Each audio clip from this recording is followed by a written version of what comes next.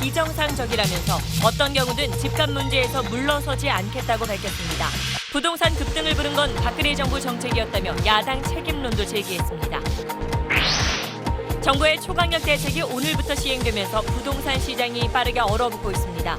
직격탄을 맞은 서울 강남에선 가격을 크게 낮춘 매물이 나오고 있고 특히 재건축 단지 집주인들은 거래 절벽을 우려하고 있습니다. 신고리 원전 569기 공론화위원회가 찬반 결정이 아닌 공론화 결과를 정부에 전달하는 역할을 하겠다고 밝혔습니다. 공사 중단 여부에 대한 최종 결정은 공론화 결과대로 정부가 내리게 됩니다. 맥메스터 미 백악관 국가안보보좌관이 북한의 김정은에 대해 밤에 편하게 자서는 안 될 것이라고 경고했습니다. 김정은 정권의 미래를 예측할 수 없다고도 말해 핵과 미사일이 정권을 지켜주진 않을 거란 점을 강조했습니다. 이재용 삼성전자 부회장이 이틀 동안 이어진 피고인 신문에서 모든 혐의를 부인했습니다. 박근혜 전 대통령에게 질책을 받고 여성에게 싫은 소리를 들은 건 처음이라 당황했다는 말도 했습니다. 폭염이 이어지면서 더위병으로 쓰러지는 노인이 늘고 있습니다. 자동차 엔진이나 선풍기 과열로 인한 화재도 속출하고 있습니다. 안철수 전 국민의당 대표가 대선 패배 82일 만에 당 대표 경선에 출마하겠다고 선언했습니다. 국민의당 의원 일부가 집단 반발하면서 당내 갈등이 커지고 있습니다. 김기덕 감독이 연출한 영화에 캐스팅됐던 여배우가 뺨을 맞고 배드신 촬영을 강요당했다며 김 감독을 검찰에 고소했습니다. 김 감독은 폭행이 영화의 사실성을 높이기 위해 집중하다 생긴 일이라고 해명했습니다. 서울시 상수도 사업본부장과 직원들이 올봄 시 예산으로 베트남에 외유성 출장을 다녀왔습니다. 관광지를 둘러보고 업무와 관련된 일정을 보낸 것으로 거짓 보고까지 한 것으로 드러났습니다.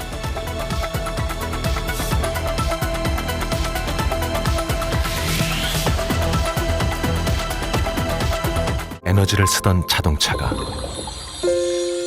수소로 에너지를 만드는 시대로 현대자동차. 여러분 안녕하십니까? 청와대가 부동산 가격 문제만큼은 물러서지 않겠다고 강조했습니다. 특히 강남의 집값 상승은 지극히 비정상적이라고 말했습니다. 집값 안정을 위한 부동산 대책을 집권 5년 내내 강력하게 추진하겠다는 메시지를 보낸 겁니다. 오늘 첫 소식 남승모 기자입니다. 청와대는 현재 강남 등 일부 지역에서 나타난 집값 폭등을 지극히 비정상적인 상황으로 규정했습니다. 그러면서 부동산 가격 문제에 대해선 물러서지 않을 거라고 강조했습니다. 참여정부 때 부동산 정책의 실무를 담당했던 김수현 사회수석은 새 정부는 최소 5년 동안 부동산 시장의 새로운 구조를 안착시킬 시간이 있다며 의지를 내비쳤습니다. 시간이 지나면 다시 집값이 뛰었던 과거 사례는 잊으라는 메시지를 시장에 던진 겁니다. 정부는 집을 거주 공간이 아니라 투기 수단으로 전락시키는 일은 용납하지 않겠습니다. 김 수석은 참여정부 때는 전 세계적으로 과도하게 풀린 돈이 집값을 올릴 수 있다는 점을 간과해 실패했지만 이번엔 대출 규제까지 시행하는 만큼 두 번 실패는 없다고 자신했습니다. 다만 보유세에 대해선 서민들의 우려도 예상된다며 부정적인 입장을 보였습니다. 현재 집값 급등의 책임은 빚을 내서라도 집을 사라고 부추겼던 박근혜 정부의 책임도 있다고 주장했습니다. 자유한국당은 잘못은 이전 정부로, 성과는 현 정부로 돌리는 이중적 사고라고 비판했습니다. 또 시장 친화적이자 근본적인 부동산 대책을 제시하라고 요구했습니다. 반면 더불어민주당은 야당의 묻지마식 딴죽 걸기로 허송세월할 여유가 없다며 서민 주거 안정을 위한 법률안 개정에 협조하라고 촉구했습니다. SBS 남승모입니다. 정부가 어제 초강력 대책을 발표한 이후 뜨거웠던 부동산 시장에는 찬바람이 불고 있습니다. 중개업소에는 집을 팔 수 있냐는 문의가 몰리고 있고 값을 수억 원까지 낮춘 급매물도 나오기 시작했습니다. 이강 기자가 현장을 둘러봤습니다. 서울 강남구의 한 공인중개업소. 오늘부터 투기 과열지구로 지정되고 관련 규제가 적용되기 시작하면서 불안한 집주인들의 문의 전화가 빗발치고 있습니다. 팔 수 있을까 없을까. 내가 이번에 그래서 묶이는 게 아닌지 그걸 제일 불안해하는 모습입니다. 계속되는 불법 전매 단속에 문을 걸어 잠근 중개업소들도 상당수 보입니다. 가격을 많이 낮춘 급매물도 나오기 시작했습니다. 이번에 좀 강력하게 대책이 나오는 바람에 어제 급하게 나왔는데요. 기존 시세보다는 한 4, 5천만 원 좀 낮게 나왔습니다. 서울 서초구에선 28억 원에 거래되던 아파트가 어제 정부 발표 직후 2억 원 낮은 가격에 거래되기도 했습니다. 시민 사이에서 그리고 3일 전부터 이제 어떤 규제가 나올 거다라고 얘기는 돌긴 했었거든요. 그런 거 조금 민감하게 아셨던 분들이라든지 한동안 들떠있던 분양시장도 숨고르기 양상입니다. 지난주까지만 해도 예비 청약자가 몰렸던 강남의 한 모델하우스엔 방문객이 눈에 띄게 줄었습니다. 강력한 부동산 대책이 발표된 지 하루밖에 되지 않아 아직 시장의 반응은 도드라지지 않습니다. 그러나 이곳 서울 강남의 재건축 단지를 중심으로 앞으로 어떻게 될지 긴장감은 역력합니다. SBS 이강입니다. 원래 집을 사거나 또 팔려고 계획했던 분들도 고민이 깊어졌습니다.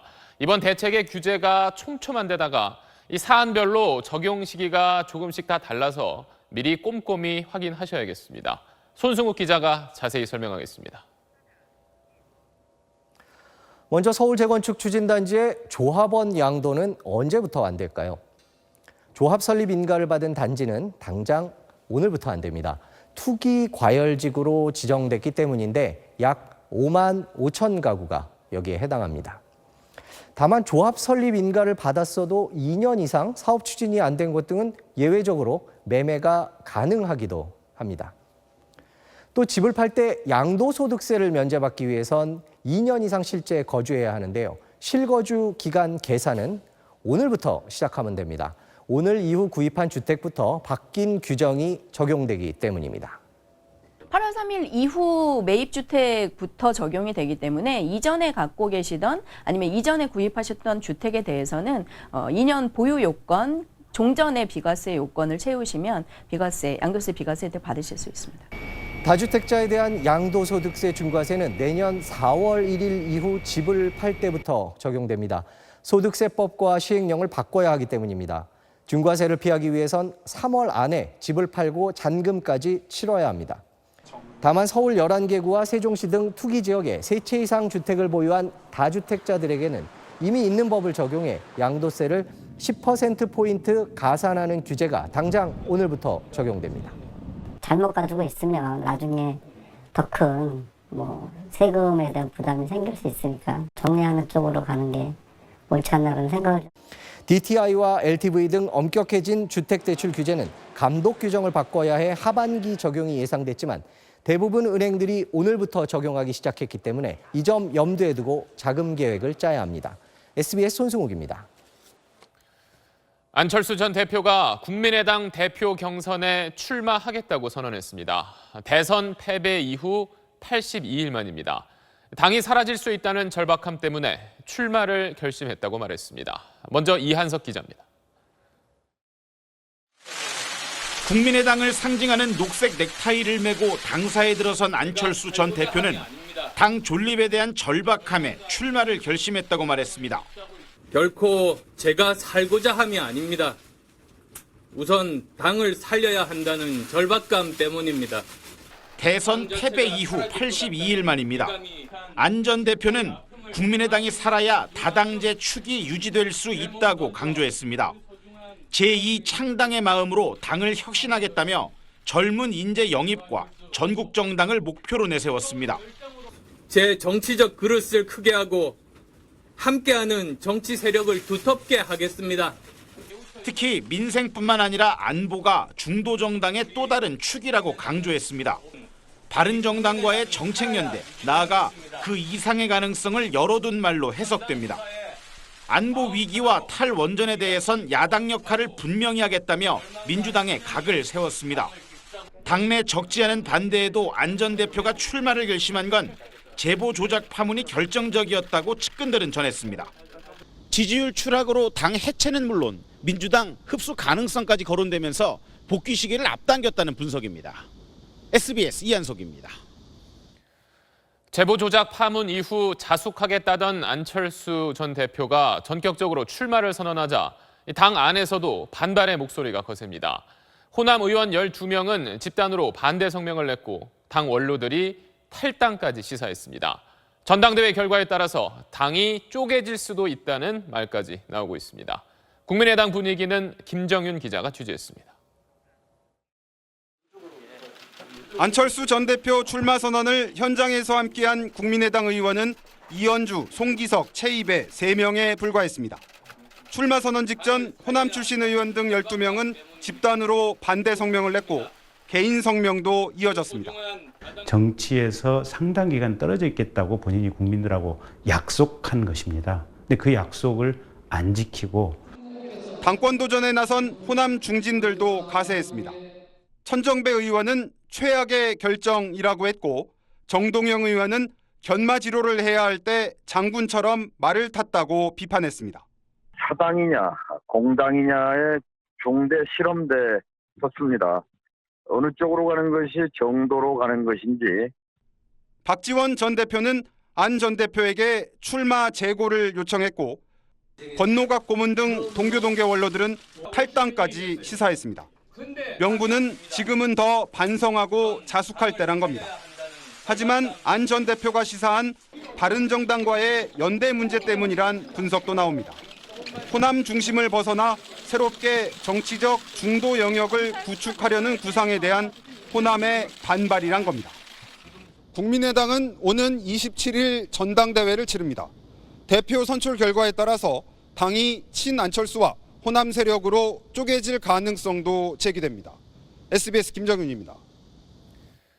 다음 소식입니다. 미국 백악관 국가안보보좌관이 김정은은 밤에 편히 자서는 안 될 거라고 말했습니다. 어제 미국 국무장관이 북한과 대화 가능성을 제기했지만 현 시점에서 미국의 입장은 일단 강경론으로 정리되는 분위기입니다. 워싱턴 정하석 특파원입니다. 맥메스터 미 백악관 국가안보보좌관이 북한의 김정은에 대해 밤에 편하게 잠자서는 안 될 것이라고 경고했습니다.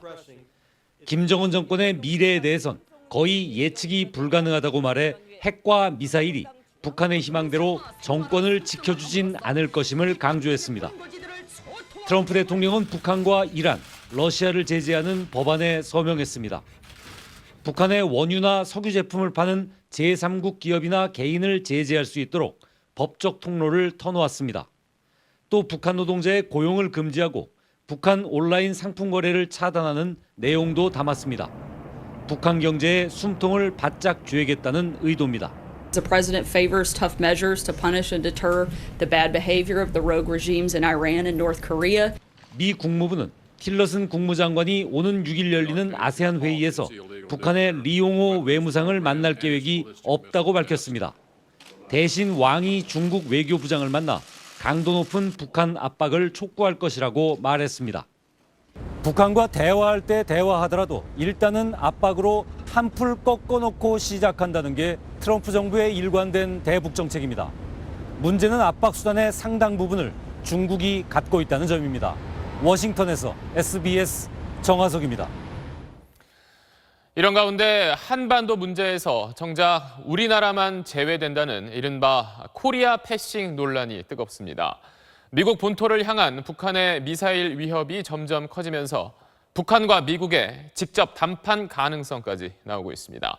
이런 코리아 패싱 공방이 벌어지는 이유부터 전망까지 문준모 기자가 짚어봤습니다. 북한 노동당 산하기구의 성명입니다. 북한을 핵 보유국으로 인정하고 안전을 보장받아라. 즉 북미 간 직접 협상을 요구했습니다. 중국의 역할을 촉구하던 미국도 더 적극적으로 나섰습니다. 트럼프 대통령이 느닷없이 한반도 전쟁을 운운하는가 하면 틸러슨 장관은 대화를 강조하는 등 우리 정부에게 운전대를 맡긴 게 맞는지 좀 헷갈립니다. 그래서 나오는 게 코리아 패싱입니다.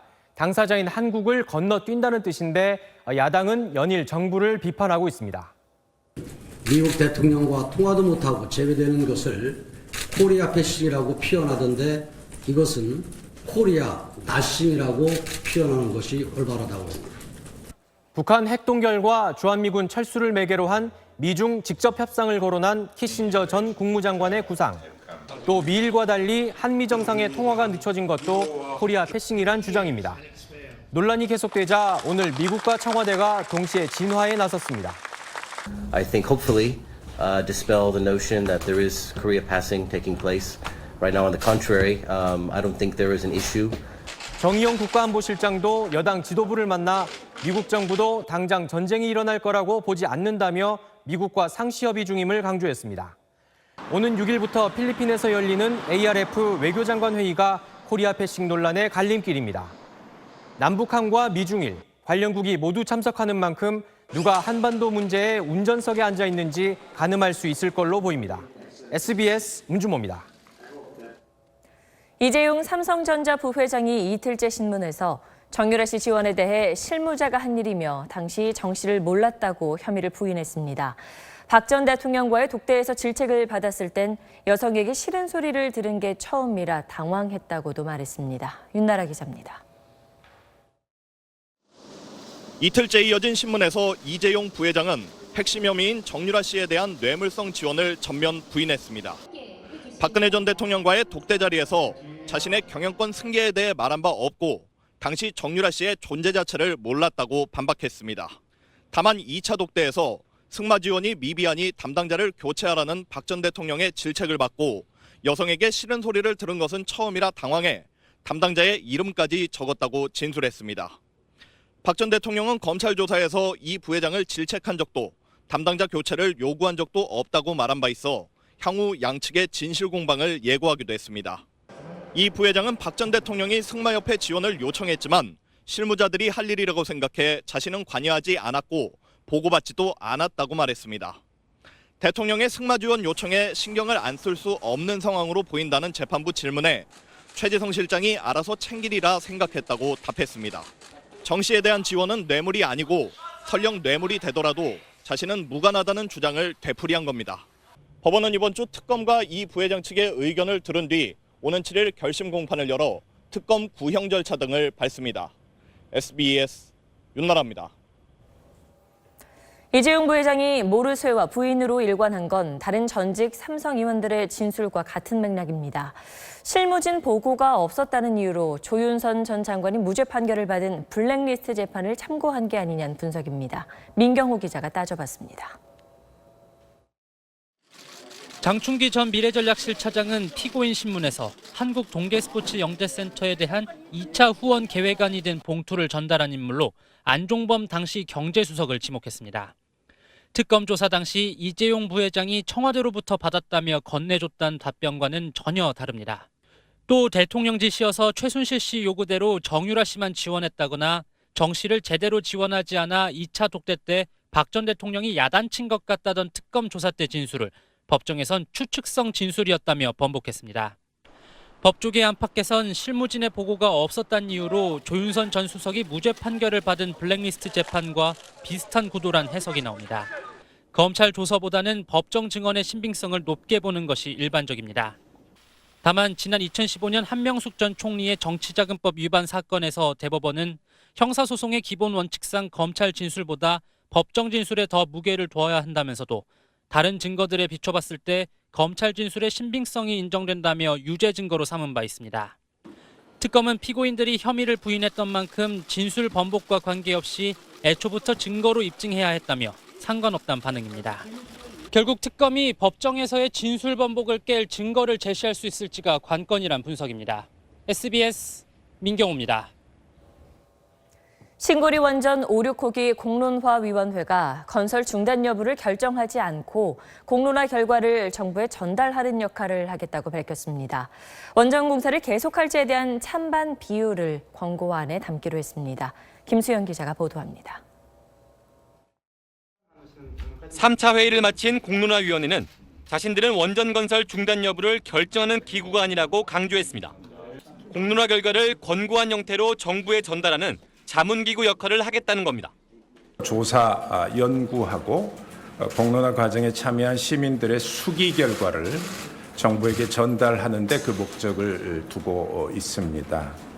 출범 뒤 정부가 중요한 결정의 책임을 위원회에 떠넘긴다는 논란이 일자 역할을 명확히 한 겁니다. 우선 2만 명을 대상으로 1차 조사를 하고 이 가운데 500명을 무작위로 선정하는데 최종적으로 350명 안팎의 토론과 수기 과정에 참여할 것으로 위원회는 내다봤습니다. 권고안에는 이렇게 해서 수렴된 찬성과 반대 비율이 포함됩니다. 의견의 비율, 저희가 비율 자체를 객관적인 사실로 저희가 담아서 권고안에 당연히 넣을 겁니다. 다만 근소한 차이일 경우 이를 어떻게 평가할지는 고민하고 있다고 밝혔습니다. 당초 정부가 제시한 시민배심원단이라는 명칭은 공론화 시민대표 참여단으로 바꾸기로 했습니다. 공론화위는 배심원이란 표현이 최종 결정권자라는 오해를 낳아 이름을 바꿨다고 설명했습니다. SBS 김수영입니다. 오늘도 참 더웠습니다. 전국 대부분 지역에 폭염특보가 내려졌고 더위로 인한 사고도 늘고 있습니다. 박창근 기자의 보도입니다. 지난달 27일 서울 강남의 한 오피스텔 앞. 한 할아버지가 계단을 천천히 오르다 갑자기 뒤로 휘청 넘어집니다. 산책을 하고 오던 길이었는데 무더위에 갑자기 어지럼증이 생긴 겁니다. 무더위 때문에 노약자들이 쓰러지고 심지어 숨지는 경우도 많아지다 보니 소방관들은 사전 예방 활동도 벌이고 있습니다. 그러고 보니까 막 숨이 차서. 맞아요. 날이 더워서 숨이 더 턱턱 막힐 수가 있어요. 폭염특보가 발효된 날은 소방관들이 폭염 구조대가 돼 더위에 취약한 사람들을 돌보는 겁니다. 땀 배출도 잘 안 되실 뿐더러 더운 날씨를 견디지 못해가지고 이제 기력이 저하돼서 뭐 쓰러지시거나 하는 경우가 많습니다. 무더위가 계속됐던 지난 7월, 폭염 때문에 발생하는 온열 질환 환자는 700명이 넘었고 그중 5명은 결국 숨졌습니다. 낮 최고 기온이 33도에 달했던 그제 낮엔 서울의 한 대학교 도서관 외벽용 유리가 깨지기도 했습니다. 학교 측은 아무런 외부 충격 없이 유리가 깨져 내외부 온도차에 의해 유리가 깨진 것으로 파악하고 있습니다. 어제 낮 서울 마포구의 한 주택에선 오랫동안 틀어놓은 선풍기 모터가 과열되면서 불이 나는 등 각종 냉방기기 과열로 인한 화재도 잇따르고 있습니다. SBS 박찬근입니다. 폭염 속에 전국의 산과 해수욕장이 피서객들로 인산인해를 이루고 있는데 남부지방 계곡에선 물 구경하기가 어렵다고 합니다. 송성준 기자가 다녀왔습니다. 경상북도 청도군의 운문산 계곡입니다. 일급수 맑은 물이 사시사철 흘러 휴양객들이 몰려드는 곳입니다. 그러나 남부지방에 마른 장마가 이어지면서 계곡물은 사라지고 군데군데 바닥까지 드러냈습니다. 예년 여름 계곡 가득 퍼지던 어린이들의 웃음소리는 사라졌고 피서객용 평상도 텅 비었습니다. 피서절정기란 말이 무색할 정도입니다. 그게 한 10분의 1. 그밖에 안 돼요? 네. 상인들은 시원한 계곡물이 흐르는지 묻는 피서객 전화가 걸려올 때마다 곤혹스럽습니다. 물 깊이는 한 어느 정도 생각하시죠? 경남 김해 장류 계곡입니다. 하류 쪽은 물반 피서객반이던 예전과 달리 지금은 피서객이 단 한 명도 없습니다. 수심이 깊어 뛰어들며 놀 수 있던 중류 쪽도 어른 무릎 정도 깊이밖에 되지 않습니다. 물도 깊고 물 깨끗해서 놀기 좋았는데 올해는 물도 좀 탁하고 수심도 얕고 그래서 좀 당황스럽네요. 가지산 성남사 계곡 역시 자갈밭으로 변했습니다. 계곡 중심부조차 발목을 적실 정도고 물이 없는 자갈바닥엔 텐트가 자리 잡았습니다. 이번 장마 동안 부산, 울산, 경남 지역 강수량은 121mm로 평년의 32% 수준에 불과했습니다. 피서 최절정기를 맞고 있지만 지난 1994년 이후 23년 만의 마른 장마에 계곡도 상인들 마음도 바짝 말라가고 있습니다. SBS 송선준입니다. 국방부가 자체 행동 강령을 고치기로 하면서 새로 만든 특별 규정입니다. 외국 정부는 물론 직무와 관련해 외국인으로부터 받은 선물도 부정청탁금지법에 예외로 한다는 내용입니다. $100 이상인 선물은 신고해야 한다는 단서가 있기는 한데 최근에 방산비리 의혹 속에 군을 바라보는 시선과는 한참 동떨어져 보입니다. 정영태 기자의 단독 보도입니다. 방산비리는 이적행위라는 문재인 대통령 발언 이후 국방부는 고강도 개혁을 예고했습니다. 우리는 더 이상 그 어떤 이유로도 국방개혁을 늦춰서는 안 될 것입니다. 그런데 국방부가 새로 시행하겠다고 고친 행동강령 개정안은 고개를 갸웃거리게 합니다. 먼저 직무와 관련해 외국인에게 받은 선물을 부정청탁금지법의 예외로 규정했습니다. 외국 방산업체로부터 선물을 받아도 된다는 겁니다. 국방부는 100달러 이상 선물은 신고하도록 했고 공직자윤리법에도 이런 규정이 있다고 밝혔습니다. 하지만 외교부를 뺀 다른 정부 부처 행동 강령에선 찾아볼 수 없는 내용입니다. 직무 관련 금품 수수도 직무와 직접 관련성이 있어야만 징계하도록 기준을 낮췄습니다. 전체 공직자 행동 강령을 따랐다는 게 국방부의 해명입니다. 그러나 전체 공직자 행동 강령은 각 기관의 업무 특성에 따라 기준을 더 강화할 수 있도록 하고 있습니다. 정작 논란이 되는 기존 규정은 손도되지 않았습니다. 직무상 이해관계자와 골프나 사행성 오락을 금지하면서도 정책을 수립하거나 의견을 교환하는 경우엔 허용하고 있습니다. 하지만 법무부는 어떤 경우든 직무상 이해관계자와 이런 행위를 할 수 없도록 규정하고 있습니다. SBS 정영태입니다. 박찬주 육군 대장과 부인의 공관병 갑질 의혹에 대한 추가 폭로가 끝이 없습니다. 박 대장이 내 아내는 여단장급이라고 말했다는 내용도 있습니다. 국방부는 오늘 박 사령관의 부인을 조사했습니다. 김웅수 기자입니다. 군인권센터는 박찬주 육군 제2작전사령관 측이 공관병에게 호출용 전자팔찌 착용을 지시한 적이 없다고 부인한 뒤 이를 반박하는 제보가 쏟아지고 있다고 밝혔습니다. 인권센터는 박 사령관이 육군 참모 차장으로 재직하던 2015년에도 부인이 공관병들에게 전자팔찌를 차도록 했고 수시로 호출벨을 눌러 심부름시켰다는 제보를 공개했습니다. 특히 부인의 갑질과 폭언을 참지 못한 공관병이 공관 밖으로 뛰쳐나가자 박 사령관이 부인은 여단장급인데 예의를 갖춰야지 뭐 하는 짓이냐며 호통쳤다는 주장도 나왔습니다. 이후 이 공관병은 최전방 부대로 보내져 일주일간 GOP 경계 근무를 한 뒤 전출됐다고 군인권센터는 전했습니다. 심지어 사령관 부인의 질책에 심적 압박을 느낀 공관병이 자살을 시도했다는 제보도 접수됐다고 밝혔습니다. 부인의 잘못을 꾸짖고 그러한 행위를 근절시켜야 될 위치에 있는 사람이 오히려 자기의 직권을 이용해서 명백한 가혹행위이자 직권남용입니다. 박 사령관과 부인, 전현직 공관병들을 이틀 동안 대면 조사한 국방부는 추가 조사를 마치는 대로 결과를 발표하기로 했습니다. 박 사령관 측은 추가 의혹을 확인해달라는 요청에 감사에 성실히 임하고 있다며 감사를 통해서 소상히 밝히겠다는 입장만 내놨습니다. SBS 김웅수입니다. 다음 소식입니다. 먹으면 입에서 연기가 나는 질소 과자, 이른바 용가리 과자가 요즘 인기라고 합니다. 그런데 한 초등학생이 용가리 과자를 먹었다가 위에 구멍이 났습니다. TJB 최은호 기자입니다. 과자가 담긴 컵에서 하얀 연기가 가득 피어납니다. 과자를 먹으니 용처럼 입과 코에서 연기가 납니다. 액화질소를 넣은 일명 용가리 과자입니다. 12살 초등학생 정모군은 지난 1일 천안에 있는 워터파크에 놀러 갔다 용가리 과자를 먹고 곧바로 쓰러졌습니다. 인근 병원으로 옮겨졌는데 위에 구멍이 뚫려 응급수술을 받아야 했습니다. 식도와 위벽 곳곳에 멍이 들었는데 이 부분도 언제 천공이 생길지 모르는 상황입니다. 식도에 액체 질소가 닿으면서 식도를 순간적으로 냉동시켜서 식도벽이 괴사가 될 가능성이 높고요. 액화질소는 영하 196도의 온도로 물체를 빠른 속도로 얼리는데 사람이 마실 경우 치명적인 상처를 입을 수 있습니다. 정군도 남은 과자를 먹기 위해 용기를 들어 입에 털어 넣으면서 바닥에 깔린 액화질소를 마신 것으로 추정됩니다. 그 부분도 좀 집중적으로 잘 관리를 해줘야 될 것 같아요. 그거는 의사 선생님도 자세히 유심히 이제 봐주시고 그러신다고 하니까 우리들은 의사 선생님 믿어야죠. 과자를 판매한 업체는 무허가 영업을 해온 것으로 알려졌습니다. 정군의 부모는 업무상 과실치상 혐의로 해당 업체 대표를 경찰에 고소했습니다. TJB 최은호입니다. 김기덕 감독의 영화에 캐스팅됐던 한 여배우가 촬영 도중 김기덕 감독에게 폭행을 당하고 특정 장면 촬영을 강요당했다며 검찰에 고소장을 냈습니다.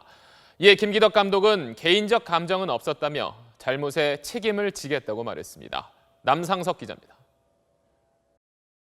여배우 A씨는 2013년 초 김기덕 감독의 영화 메비우스의 주연으로 캐스팅돼 촬영에 들어갔습니다.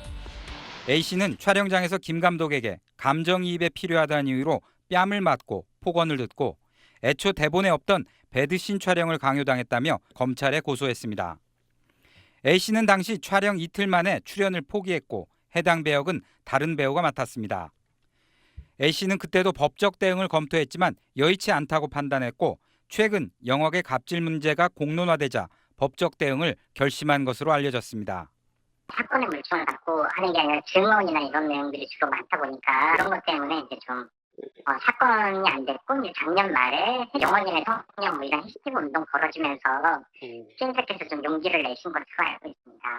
김기덕 감독은 입장문을 통해 폭행은 영화의 사실성을 높이기 위해 실현을 해보이는 과정에서 생긴 일로 개인적인 감정은 없었다며 잘못에 대해 책임지겠다고 밝혔습니다. 배드신에 대해선 시나리오에 있는 장면을 연출자 입장에서 최선을 다하는 과정에서 생긴 오해라며 어쨌든 상처받은 배우에게 진심으로 미안하다고 밝혔습니다. 고소를 접수한 서울중앙지검은 사건을 형사 6부에 배당해 고소인과 피고소인을 상대로 사실관계를 확인할 계획입니다. SBS 남상석입니다. 오늘 오전 서울 봉천터널 안에서 차량 6대가 잇따라 부딪혀 6명이 다쳤습니다. 먼저 추돌 사고가 일어났는데 이걸 채 수습할 새도 없이 2차 사고로 이어진 겁니다. 김기태 기자가 취재했습니다. 터널 한가운데 차량 2대가 비상등을 켜고 멈춰서 있습니다. 뒤따르던 차들이 급히 속도를 줄이고 차선을 바꾸는 아찔한 상황이 이어집니다. 잠시 뒤 차량 한 대가 급정거한 차를 뒤에서 들이받고 옆으로 쓰러집니다. 옆 차선에서 뒤따르던 택시와 트럭 등 차량 4대가 잇따라 부딪히면서 도로는 아수라장이 됩니다. 오늘 오전 9시 35분쯤 서울 강남 순환도로 봉천터널에서 차량 6대가 잇따라 추돌했습니다. 이 사고로 트럭 운전자 45살 서모 씨를 포함해 택시에 타고 있던 승객 3명 등 6명이 다쳐 병원으로 옮겨졌습니다. 다행히 모두 생명에는 지장이 없는 상태입니다. 이곳 사고 현장에선 차량 2대가 먼저 추돌한 뒤 6분 동안이나 처리되지 못해 터널 안에 방치되면서 2차 사고로 이어졌습니다. 시야가 좁고 좌우가 막힌 터널에선 2차 사고 위험성이 매우 큽니다. 어둡고 그리고 속도도 빠르고 또한 외벽의 충격으로 인해서 자칫 잘못하면 대형 사고로 이어질 수 있기 때문에 앞길로 신속하게 이동시켜야 됩니다. 사고 현장 정리에 2시간 가까이 걸리면서 오전 내내 강남 순환도로는 극심한 정체를 빚었습니다. 경찰은 운전자들을 상대로 안전거리 확보 여부 등 사고 경위를 조사하고 있습니다. SBS 김기태입니다. 오늘 오전 경의선 열차 운행이 7시간 동안이나 지연됐습니다. 파주역과 문산역 사이에 선로 옆 지반이 내려앉았기 때문인데 승객들은 폭염 속에 하염없이 열차를 기다려야 했습니다. 김정우 기자입니다. 서울로 향하는 경의선 열차의 출발지인 문산역. 언제 올지 모르는 열차를 사람들이 하염없이 기다리고 있습니다. 아, 더워. 그냥 기다리는 거죠, 뭐. 마냥 기다리는 거지, 뭐. 인터넷으로 시간 보고 왔는데 날도 더운데 열차도 언제 올지 몰라가지고. 28분에 출발을 해야 되는데 지금 41분이잖아요. 55분 정도 출발하니까 거의 한 30분 가까이 늦어지는 거죠. 경의선 열차 운행이 차질을 빚기 시작한 건 오늘 오전 6시쯤입니다. 문산역에서 파주역 사이 서울 방향의 선로 옆 지반이 내려앉은 겁니다. 농업용수를 공급하는 콘크리트관이 파손돼 물이 새면서 보시는 것처럼 선로 바로 옆에는 가로 10m, 세로 3m 넓이의 구덩이가 생겼습니다. 코레일과 농어촌 공사는 덤프트럭과 굴착기를 동원해 땅을 메우는 복구 작업을 벌였습니다. 서울 방향 선로는 사용을 중단하고 문산 방향 선로 하나로 열차를 교차 운행시켰습니다. 이 때문에 평소 배차 간격보다 2배 이상 지연 운행했습니다. 복구 작업은 오후 1시 10분쯤 끝났고 경의선은 7시간 만에 다시 정상 운행됐습니다. SBS 김정우입니다. 서울시 상수도 사업본부 직원들이 올 봄에 베트남으로 출장을 다녀왔습니다. 그 결과 보고서에는 시찰이나 면담 같은 공무 일정이 빽빽한데 실제는 딴판이었습니다. 손형한 기자의 단독 보도입니다. 서울시 상수도 사업본부 본부장 A씨 등 3명은 지난 3월 6박 8일 일정으로 베트남에 다녀왔습니다. 그리고 출장 보고서를 시민도 볼 수 있는 서울시 홈페이지에 공개했습니다. 베트남 식수시설 개선 사업 사후 관리 등을 위해 도시 3곳의 상수도회사, 정수장 등을 방문했다고 돼 있습니다. 금요일과 토요일은 휴양지로 유명한 다낭에서 상수도 공사를 방문했다고 보고했습니다. 그런데 첨부 사진이 외경뿐입니다. 게다가 인터넷에서 찾을 수 있는 다낭 상수도 공사 사진과 똑같습니다. 다낭 상수도 공사에 당시 서울에서 공무원들이 왔었는지 물었습니다. Mấy người đó là của công ty cấp nước hàng Seoul đúng không? Dạ vâng đúng rồi ạ. Với chị là người ta có đến Việt Nam chưa qua Zalo cho chị? 현지에서 사용된 출장 일정표입니다. 금요일은 다낭 시내 관광, 토요일은 하루 종일 다낭과 호이안 관광으로 돼 있습니다. 전체 일정 중 공식 일정이 있는 날은 단 이틀뿐입니다. 본부장 A씨는 지난 6월 정년 퇴직한 상태. A씨는 다낭 일정만 현지 사정으로 취소됐고 다른 도시에선 충실히 일했다고 해명했습니다.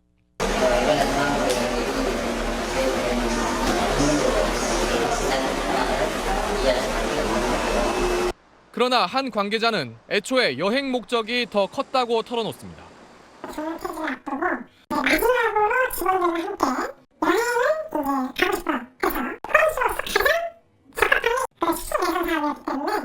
(5성) 4성급 호텔에서 머문 이 베트남 출장 비용 800만 원은 전액 상수도사업본부 예산으로 지급됐습니다.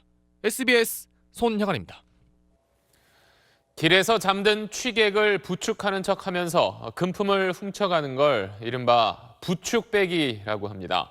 술에 취한 상태여서 피해자들이 곧바로 신고하기도 어려운데 범행 현장을 비추던 실시간 CCTV로 용의자를 붙잡았습니다. 이성훈 기자입니다. 한 남성이 길바닥에 쓰러진 취객에게 다가갑니다. 거리 CCTV를 의식한 듯 손으로 얼굴을 가리고 슬그머니 가방을 집어듭니다. 그런데 이 장면을 실시간으로 지켜본 사람이 있었습니다. 시청 CCTV 모니터링 요원 김희순 씨였습니다. 김 씨는 곧바로 경찰에 신고했습니다. 그리고는 범행이 발생하기 전 현장 맞은편 CCTV를 통해 봤던 수상한 승합차를 추적했습니다. 승합차에서 내렸던 남성이 졸도범과 인상착의가 비슷했던 겁니다. 경찰은 사건 발생 2시간여 만에 용의자를 붙잡을 수 있었습니다. 차가 가는 경로를 또 계속 추적을 하는 거예요. 그래서 이제 경찰하고 계속 연락을 하면서 이 차가 이쪽 방향으로 갔다. 범행 현장에 설치되어 있는 방범용 CCTV입니다. 현재 상황이 실시간으로 녹화되고 있는데요. 수상한 김새가 포착이 되면 화면을 확대해 자세히 살펴볼 수 있습니다. 한 달 전엔 울산에서도 취객의 바지 주머니를 뒤져 지갑을 훔친 50대 남성이 CCTV 관제센터에 포착돼 검거됐습니다. 취객을 상대로 한 절도 범죄의 30%는 7, 8월 2달 동안 발생하는데 CCTV의 도움으로 범인을 붙잡는 경우가 많습니다. 모니터 요원들이 24시간 상시 모니터를 보고 있기 때문에 범인 검거에 상당한 도움이 되고 있습니다. 경찰은 해당 모니터링 요원에게 감사장을 수여하는 방안을 검토하고 있습니다. SBS 이성훈입니다. 미스터리 쇼퍼라고 들어보셨습니까? 일반 손님처럼 가게나 식당을 찾아서 잘못된 점을 찾아내는 암행 구매자들을 말합니다. 서울시가 이런 미스터리 쇼퍼들과 함께 가짜 한우 단속에 나서 효과를 톡톡히 보고 있습니다. 노동규 기자입니다. 서울 도봉구의 한 시장입니다. 중년 여성이 정육점에서 한우 양지를 찾습니다. 한우 국거리 있을까요? 주인과 편안하게 대화를 나누는 모습이 영락없는 주부 손님입니다. 고기 모르니까 사장님이 알아서 주시는 대로 받아가지고 저는 비싸지 않고 맛있는 거. 고기를 사들고 나온 여성은 사실 서울시가 뽑은 암행 구매자, 이른바 미스터리 쇼퍼입니다. 가짜 한우를 파는 곳이 있는지 소비자를 가장해 확인하고 다니는 겁니다. 충북 음성에서 도축한 2등급 한우 양지라고 씌어있던 고기는 사실 미국산이었습니다. 모질에서 모질에서 들어온 양이 등심만 남고 국거리 같은 건 모질하니까. 서울시가 살림 경험 많은 주부 위주로 선발해 교육한 미스터리 쇼퍼는 모두 22명입니다. 올해 상반기 동안 한우 판매업소 459곳을 돌며 원산지를 속이는 등의 불법 행위 17건을 적발했습니다. 솔직히 저희가 뭐 감시원이다 이러다면은 그분들이 정확하게 고기를 주시겠어요. 어떻게 보면 좀 속임수 같지만 그런데 저희들이 그분들한테 진실을 요구하기 위해서는 어쩔 수 없는 거예요.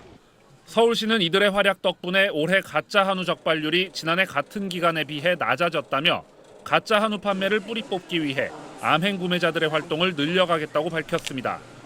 SBS 노동규입니다.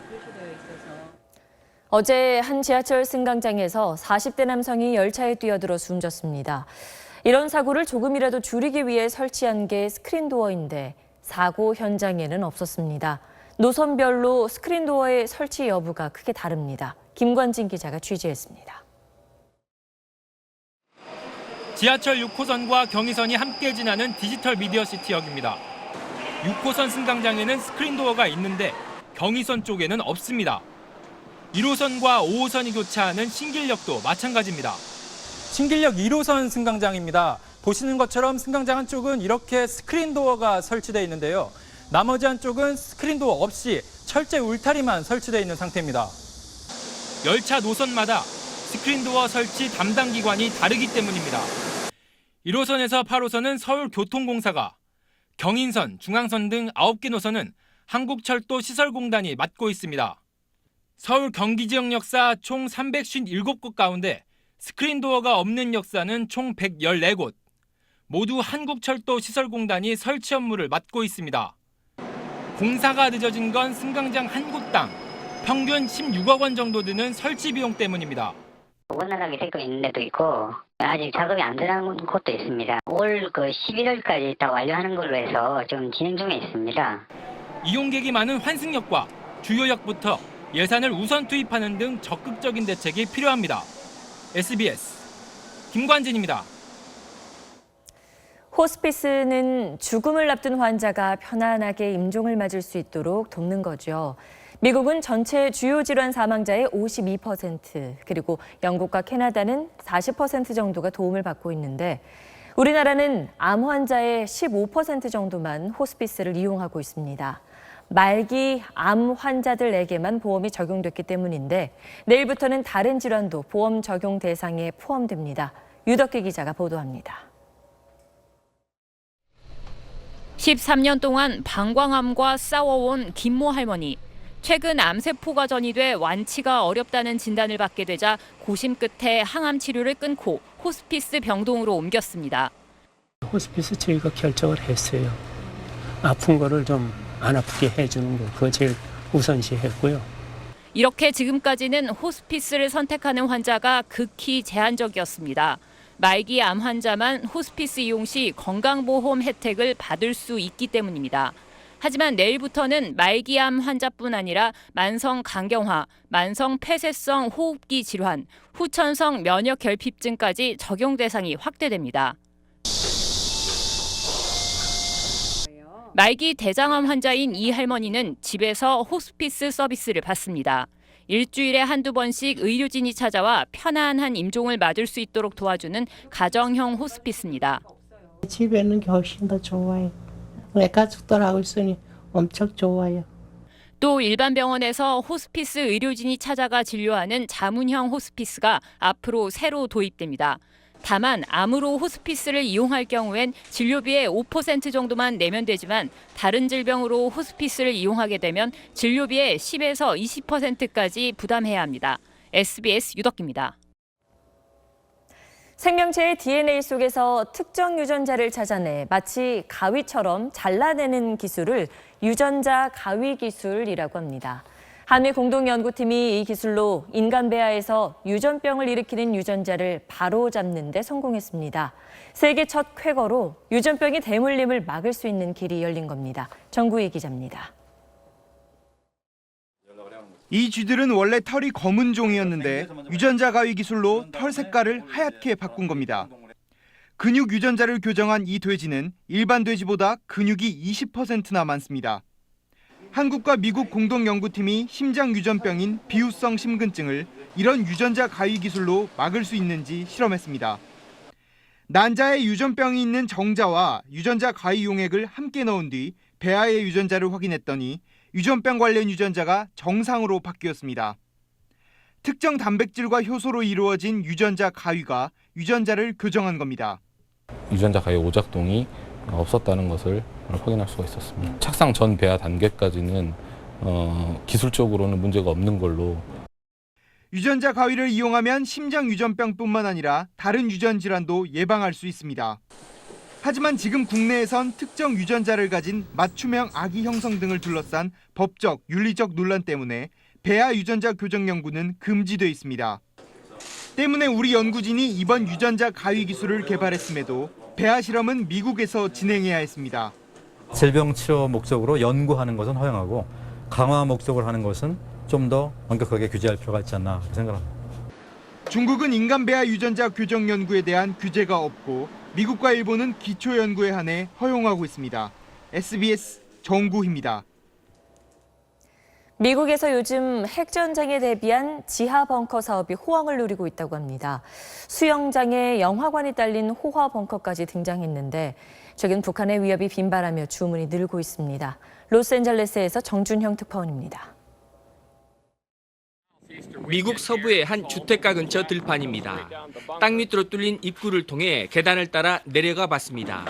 침대와 부엌은 물론 TV도 볼 수 있는 이곳은 핵전쟁이나 토네이도 같은 자연 재해에 대비해 만든 지하 벙커입니다.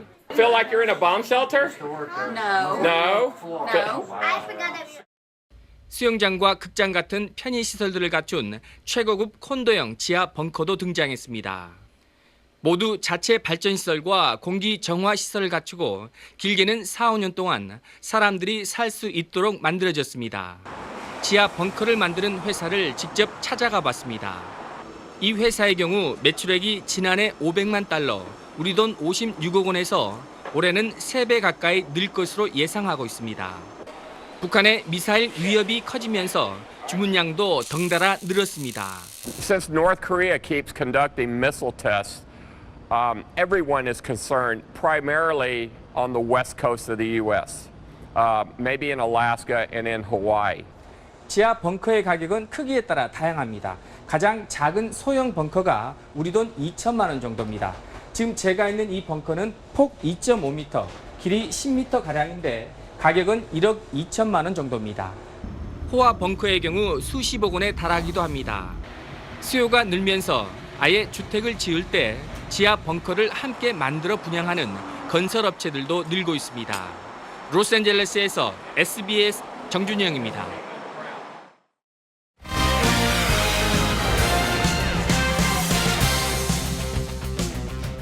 검도를 통해 찜통더위를 날려버리는 할아버지, 할머니들이 있습니다.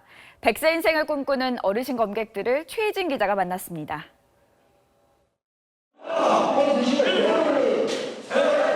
백발의 할아버지, 할머니들이 내뿜는 기합 소리가 체육관에 쩌렁쩌렁 울립니다. 가만히 서 있기만 해도 무더운 날씨에 호구를 착용하고 날렵하게 죽도를 내리칩니다. 평균 78살의 어르신들은 건강을 위해 시작한 검도의 매력에 푹 빠졌습니다. 15년 전 아내와 사별하고 우울증과 불면증에 시달렸던 90살 최태균 할아버지도 활력을 되찾았습니다. 죽도를 들고 목검을 들고 야 하다 보면 자연히 힘이 나요. 만병을 다 통치했습니다. 전국의 노인 검객들은 한자리에 모여 실력을 겨루기도 했습니다. 각 팀별로 대회장 밖에서 먼저 손발을 맞춘 뒤 절도 있게 기량을 펼쳐 보였습니다. 땀나고 몸 놀리기가 좋아. 어디 가서 이 소리를 내. 어허! 아픈 데가 없어요, 저는. 허리도 안 아프고 당도 없고 저기 없어요, 아무것도. 이들은 고령화 시대의 스포츠를 통해 젊고 건강하게 사는 법을 보여주고 있습니다. 건강하게! SBS 최희진입니다. 네, 최근 1번 타자로 기용되며 불방망이를 휘두르고 있는 프로야구 LG의 38살 노장 박용택 선수. 오늘도 시원한 말로 홈런을 쏘아 올려 팀의 5연승 도전을 이끌고 있습니다.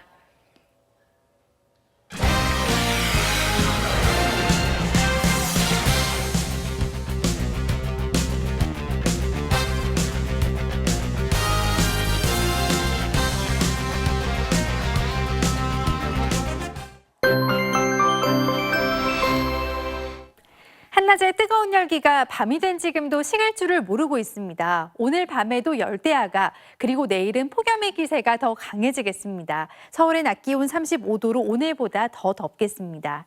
현재 태풍 노르는 오키나와 북동쪽에서 북상하고 있습니다. 소형급의 강한 태풍인데요. 이 태풍은 일요일 제주 남쪽까지 올라온 뒤 큐슈 해안을 따라 동쪽으로 빠져나가겠습니다. 따라서 일요일부터 월요일 사이 우리나라가 태풍의 영향권에 들겠는데요. 태풍의 진로와 근접한 제주와 영남 지방에서는 큰 피해가 일어나지 않도록 주의하셔야겠습니다. 내일은 태풍이 몰고 오는 수증기가 유입되면서 한층 더 무덥고 습한 날씨가 이어지겠습니다. 따라서 일부 동해안을 제외한 전국 대부분 지방으로는 폭염특보가 이어지겠습니다. 일요일과 월요일 사이에는 강한 비바람이 몰아치겠습니다. 날씨였습니다. 공관병 갑질 논란이 일파만파 커지자 국방장관은 이 공관병을 앞으로는 민간 인력으로 대체하겠다고 했는데 그 비용을 누가 부담할 건지는 아직 말이 없습니다. 장군님과 사모님 밥하고 청소하고 또 집안일 하는데 설마 국민 세금 쓰겠다는 건 아닐 거라고 믿습니다. 뉴스 마치겠습니다. 고맙습니다.